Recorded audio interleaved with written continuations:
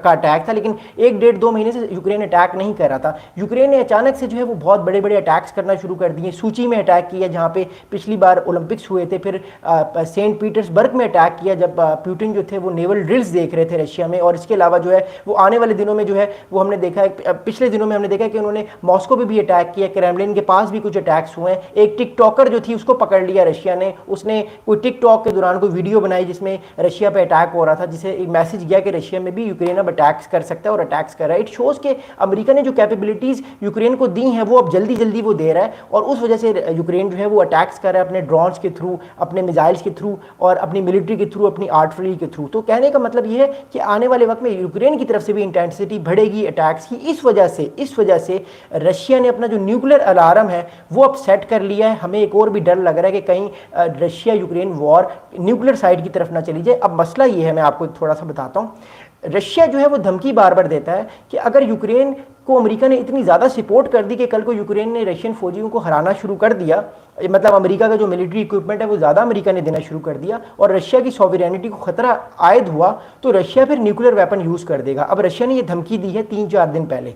अब ट्रंप साहब कुछ और आदमी है, ट्रंप साहब बाइडन नहीं है। मसला ये है, बाइडन अगर होते तो वो इस धमकी को सुन के अपनी फौजों को पीछे ले जाते, जिस तरह उन्होंने 2022 और 23 में जब रशिया ने धमकी दी थी, आपको याद होगा, तो उन्होंने अपनी फौजों को जो है वो इतनी ज़्यादा मदद करने के लिए रोक दिया था और फिलहाल उन्होंने कहा कि ठीक है यूक्रेन में जो हमले हो रहे हैं वो होने दो, कहीं कल को जंग हमारे गले ना पड़ जाए। But Trump is a very different animal, Trump is a very different thing. इन्होंने धमकी दी ट्रंप साहब को, ट्रंप साहब ने अगले 2 दिन बाद अपनी 2 न्यूक्लियर सबमरीन्स भेज दी। इट शोज के Trump is a very different thing. अगर आप ट्रंप को चैलेंज करेंगे तो ट्रंप आपको ठीक ठाक नुकसान पहुंचाएगा, वो आपको आपसे ऊपर लेवल की चीज़ है वो आपसे नई तरीके से मिलेगा। अब मसला ये आ रहा है कि रशिया न्यूक्लियर जो थ्रेट्स दे रहा था ना पहले अमेरिका को 3-4 साल में, वो थ्रेट्स देने के बाद जो है वो रशिया को फ़ायदा होता था, और ट्रंप जो है और बाकी जो इनसे पहले बाइडन थे या ओबामा थे वो इन थ्रेट्स में आके कहते थे ठीक है, it's okay fine.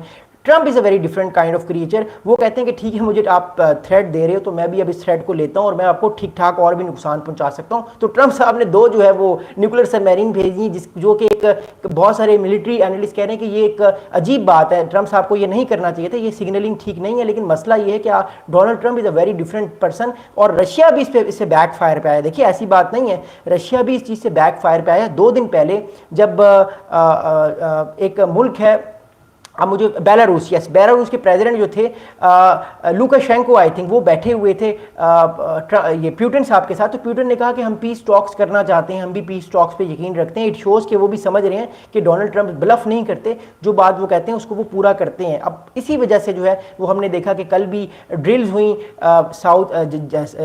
C of Japan पे ड्रिल्स हुई रशिया की और चाइना की नेवल फोर्सेस की, और अमेरिका ने भी इस चीज़ को बड़ा नेगेटिव लिया और अमेरिका भी कह रहा है कि मैं भी ड्रिल्स करता हूँ। कभी फिलीपींस इंडिया की वो ड्रिल्स करा रहा है साउथ चाइना सी में, कभी और चीज़ों की वो ड्रिल्स करा रहा है। बट आई पर्सनली थिंक कि आने वाले दिनों में आपको ये चीज़ नज़र आएगी कि मामला जो है वो और डिफरेंट चीज़ों की तरफ जा सकते हैं। नेक्सो ब्रदर कह रहे हैं, नेक्सो ब्रो मैं आपके मैसेजेस देख रहा हूँ, मैं इस वीडियो को ख़त्म करने के बाद आपके जवाब दूंगा। आप ये कह रहे हैं कि you can speak about 10+ minutes like लगातार। Thank you so much brother, keep subscribing my channel, बहुत शुक्रिया। मैं आपके कमेंट्स देखता हूँ, मैं बेसिकली इस वीडियो को एंड कर लूँ क्योंकि ये बड़ा इंपॉर्टेंट टॉपिक है। तो आई एम बहुत सेइंग कि डोनाल्ड ट्रंप साहब को अगर आपको समझना है, मैं बार बार कई सारी वीडियोज़ में इस बात का जिक्र कर सकता हूँ, अगर आपने डोनाल्ड ट्रंप साहब की पर्सनैलिटी को समझना है तो 2024 में एक मूवी आई थी, उनकी बायोग्राफी आई थी डोनाल्ड ट्रंप साहब पे, और उसका नाम था द अप्रेंटिस या द अप्रेंटाइज, ठीक है, ये प्रोग्राम भी एक चलाते थे। ओके, अब बात यह है कि वो मूवी जो है अगर आप देखेंगे तो आपको तब पता लग जाएगा कि डोनाल्ड ट्रंप साहब की जो है वो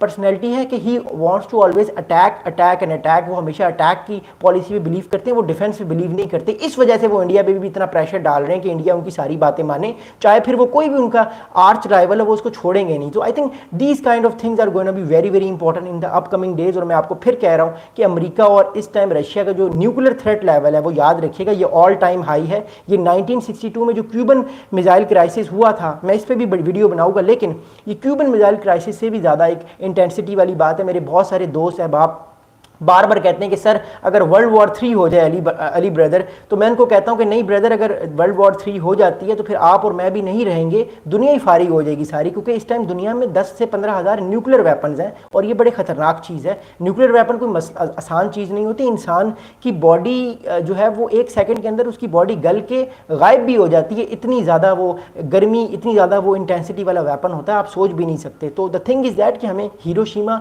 नागासाकी का जो एक्सपीरियंस तो है, लेकिन वो इसके मुकाबले में कुछ भी नहीं है। तो बहुत सारे लोग कहते हैं कि वर्ल्ड वॉर 3 हो जाती है तो बहुत अच्छी बात है, but I think world war 3 अगर होती है तो ये फिर हमारे लिए भी अच्छा नहीं, क्योंकि दुनिया कई 100 बार बल्कि कई हज़ार बार तबाह हो जाएगी और हमारी पूरी सिविलाइजेशन जो हमने इतनी मेहनत की है, आज हम artificial intelligence, AGI, artificial singularity की तरफ जा रहे हैं, बल्कि ह्यूमन तो एक तरफ मोलैरिटी की भी बात कर रहा है। तो मैं एक जनरली बात कर रहा हूँ कि जो हमने इतनी ज़्यादा रेवोल्यूशन